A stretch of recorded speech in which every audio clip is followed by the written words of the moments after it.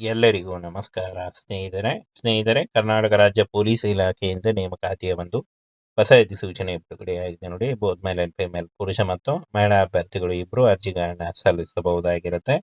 ಕರ್ನಾಟಕ ರಾಜ್ಯ ಪೊಲೀಸ್ ಇಲಾಖೆಯಿಂದ ಹೊಸ ಅಧಿಸೂಚನೆ ಆಗಿರುತ್ತೆ ನೋಡಿ. ಈ ಒಂದು ಏನೋ ನೋಟಿಫಿಕೇಶನ್ ನಮ್ಮ ಟೆಲಿಗ್ರಾಮ್ ಚಾನಲ್ ಇರುತ್ತೆ ನೋಡಿ, ಅಲ್ಲಿ ಹೋಗಿ ಡೌನ್ಲೋಡ್ ಮಾಡಿಕೊಂಡು ಇನ್ನೂ ಹೆಚ್ಚಿನ ಮಾಹಿತಿಯನ್ನ ತಿಳ್ಕೊಳ್ಬಹುದು ನೋಡಿ. ಅಧಿಸೂಚನೆ ಬಿಡುಗಡೆ ಮಾಡಿದ್ದಾರೆ.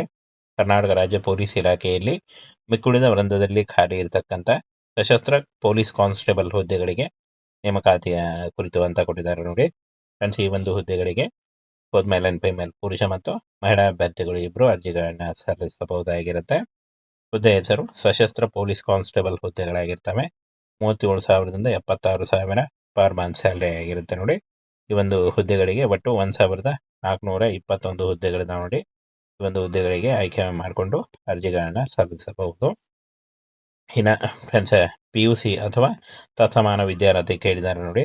ಏನು ಶೈಕ್ಷಣಿಕ ವಿದ್ಯಾರ್ಹತೆಯಲ್ಲಿ PUC ಅಥವಾ ತತ್ಸಮಾನ ವಿದ್ಯಾರ್ಹತೆ ನೀವೇನಾದರೂ ಮಾಡ್ಕೊಂಡಿದ್ರೆ ನೀವು ಅರ್ಜಿಗಳನ್ನ ಸಲ್ಲಿಸಬಹುದಾಗಿರುತ್ತೆ. ಈ ಒಂದು ನೋಟಿಫಿಕೇಶನ್ನ ನಮ್ಮ ಟೆಲಿಗ್ರಾಮ್ ಚಾನಲ್ ಇರುತ್ತೆ ನೋಡಿ, ಅಲ್ಲಿ ಹೋಗಿ ನೀವು ಡೌನ್ಲೋಡ್ ಮಾಡಿಕೊಂಡು ಇನ್ನೂ ಹೆಚ್ಚಿನ ಮಾಹಿತಿಯನ್ನು ತಿಳ್ಕೊಳ್ಬಹುದು.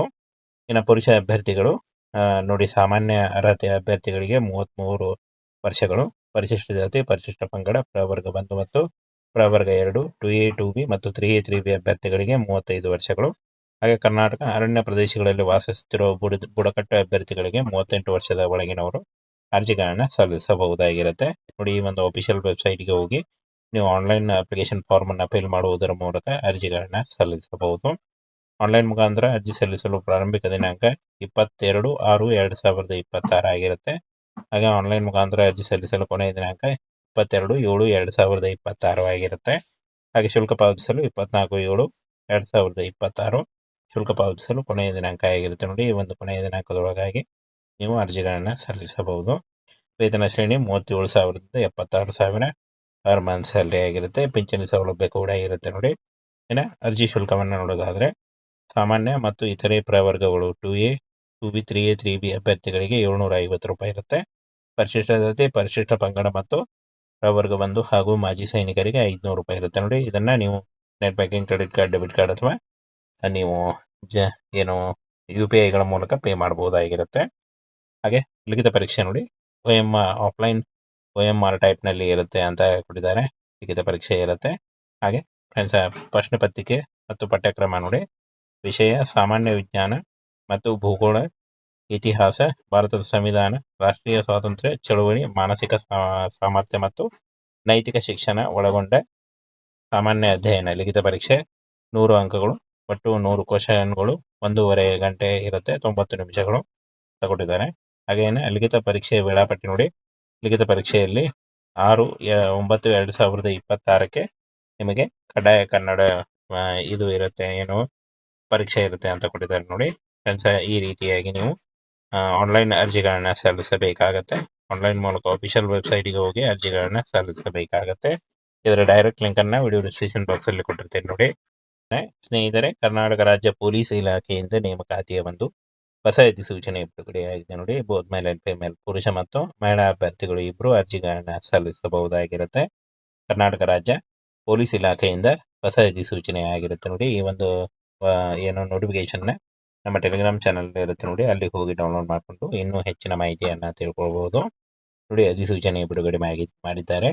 ಕರ್ನಾಟಕ ರಾಜ್ಯ ಪೊಲೀಸ್ ಇಲಾಖೆಯಲ್ಲಿ ಮಿಕ್ಕುಳಿದ ವೃಂದದಲ್ಲಿ ಖಾಲಿ ಇರತಕ್ಕಂಥ ಸಶಸ್ತ್ರ ಪೊಲೀಸ್ ಕಾನ್ಸ್ಟೇಬಲ್ ಹುದ್ದೆಗಳಿಗೆ ನೇಮಕಾತಿಯ ಕುರಿತು ಅಂತ ಕೊಟ್ಟಿದ್ದಾರೆ ನೋಡಿ ಫ್ರೆಂಡ್ಸ್. ಈ ಒಂದು ಹುದ್ದೆಗಳಿಗೆ ಬೋತ್ ಮೇಲ್ ಅಂಡ್ ಫಿಮೇಲ್ ಪುರುಷ ಮತ್ತು ಮಹಿಳಾ ಅಭ್ಯರ್ಥಿಗಳು ಇಬ್ಬರು ಅರ್ಜಿಗಳನ್ನ ಸಲ್ಲಿಸಬಹುದಾಗಿರುತ್ತೆ. ಹುದ್ದೆ ಹೆಸರು ಸಶಸ್ತ್ರ ಪೊಲೀಸ್ ಕಾನ್ಸ್ಟೇಬಲ್ ಹುದ್ದೆಗಳಾಗಿರ್ತವೆ. 37,000ದಿಂದ 76,000 ಪರ್ ಮಂತ್ ಸ್ಯಾಲರಿ ಆಗಿರುತ್ತೆ ನೋಡಿ. ಈ ಒಂದು ಹುದ್ದೆಗಳಿಗೆ ಒಟ್ಟು 1,421 ಹುದ್ದೆಗಳಿದಾವೆ ನೋಡಿ. ಈ ಒಂದು ಹುದ್ದೆಗಳಿಗೆ ಆಯ್ಕೆ ಮಾಡಿಕೊಂಡು ಅರ್ಜಿಗಳನ್ನ ಸಲ್ಲಿಸಬಹುದು. ಇನ್ನು ಫ್ರೆಂಡ್ಸ್, PUC ಅಥವಾ ತತ್ಸಮಾನ ವಿದ್ಯಾರ್ಹತೆ ಕೇಳಿದ್ದಾರೆ ನೋಡಿ. ಏನು ಶೈಕ್ಷಣಿಕ ವಿದ್ಯಾರ್ಹತೆಯಲ್ಲಿ PUC ಅಥವಾ ತತ್ಸಮಾನ ವಿದ್ಯಾರ್ಹತೆ ನೀವೇನಾದರೂ ಮಾಡ್ಕೊಂಡಿದ್ರೆ ನೀವು ಅರ್ಜಿಗಳನ್ನ ಸಲ್ಲಿಸಬಹುದಾಗಿರುತ್ತೆ. ಈ ಒಂದು ನೋಟಿಫಿಕೇಶನ್ನ ನಮ್ಮ ಟೆಲಿಗ್ರಾಮ್ ಚಾನಲ್ ಇರುತ್ತೆ ನೋಡಿ, ಅಲ್ಲಿ ಹೋಗಿ ನೀವು ಡೌನ್ಲೋಡ್ ಮಾಡಿಕೊಂಡು ಇನ್ನೂ ಹೆಚ್ಚಿನ ಮಾಹಿತಿಯನ್ನು ತಿಳ್ಕೊಳ್ಬಹುದು. ಇನ್ನು ಪುರುಷ ಅಭ್ಯರ್ಥಿಗಳು ನೋಡಿ, ಸಾಮಾನ್ಯ ಅರ್ಹತೆ ಅಭ್ಯರ್ಥಿಗಳಿಗೆ 33 ವರ್ಷಗಳು, ಪರಿಶಿಷ್ಟ ಜಾತಿ, ಪರಿಶಿಷ್ಟ ಪಂಗಡ, ಪ್ರವರ್ಗ 1 ಮತ್ತು ಪ್ರವರ್ಗ 2 2A 2B ಮತ್ತು 3A 3B ಅಭ್ಯರ್ಥಿಗಳಿಗೆ 35 ವರ್ಷಗಳು.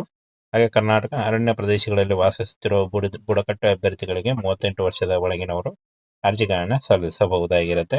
ನೋಡಿ, ಈ ಒಂದು ಅಫಿಷಿಯಲ್ ವೆಬ್ಸೈಟ್ಗೆ ಹೋಗಿ ನೀವು ಆನ್ಲೈನ್ ಅಪ್ಲಿಕೇಶನ್ ಫಾರ್ಮ್ ಅನ್ನು ಫಿಲ್ ಮಾಡುವುದರ ಮೂಲಕ ಅರ್ಜಿಗಳನ್ನು ಸಲ್ಲಿಸಬಹುದು. ಆನ್ಲೈನ್ ಮುಖಾಂತರ ಅರ್ಜಿ ಸಲ್ಲಿಸಲು ಪ್ರಾರಂಭಿಕ ದಿನಾಂಕ 22/6/2026 ಆಗಿರುತ್ತೆ. ಹಾಗೆ ಆನ್ಲೈನ್ ಮುಖಾಂತರ ಅರ್ಜಿ ಸಲ್ಲಿಸಲು ಕೊನೆಯ ದಿನಾಂಕ 22/7/2026 ಆಗಿರುತ್ತೆ. ಹಾಗೆ ಶುಲ್ಕ ಪಾವತಿಸಲು 24/7/2026 ಶುಲ್ಕ ಪಾವತಿಸಲು ಕೊನೆಯ ದಿನಾಂಕ ಆಗಿರುತ್ತೆ. ನೋಡಿ, ಈ ಒಂದು ಕೊನೆಯ ದಿನಾಂಕದೊಳಗಾಗಿ ನೀವು ಅರ್ಜಿಗಳನ್ನು ಸಲ್ಲಿಸಬಹುದು.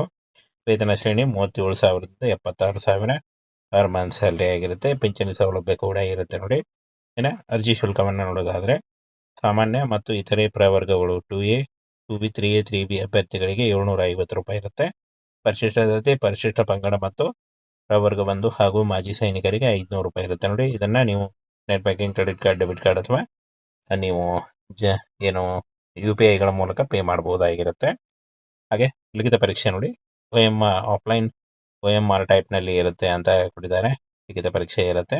ಹಾಗೆ ಫ್ರೆಂಡ್ಸ್, ಪ್ರಶ್ನೆ ಪತ್ರಿಕೆ ಮತ್ತು ಪಠ್ಯಕ್ರಮ ನೋಡಿ, ವಿಷಯ ಸಾಮಾನ್ಯ ವಿಜ್ಞಾನ ಮತ್ತು ಭೂಗೋಳ, ಇತಿಹಾಸ, ಭಾರತದ ಸಂವಿಧಾನ, ರಾಷ್ಟ್ರೀಯ ಸ್ವಾತಂತ್ರ್ಯ ಚಳುವಳಿ, ಮಾನಸಿಕ ಸಾಮರ್ಥ್ಯ ಮತ್ತು ನೈತಿಕ ಶಿಕ್ಷಣ ಒಳಗೊಂಡ ಸಾಮಾನ್ಯ ಅಧ್ಯಯನ. ಲಿಖಿತ ಪರೀಕ್ಷೆ 100 ಅಂಕಗಳು, ಒಟ್ಟು 100 ಕ್ವಶನ್ಗಳು, 1.5 ಗಂಟೆ ಇರುತ್ತೆ, 90 ನಿಮಿಷಗಳು ತಗೊಂಡಿದ್ದಾರೆ.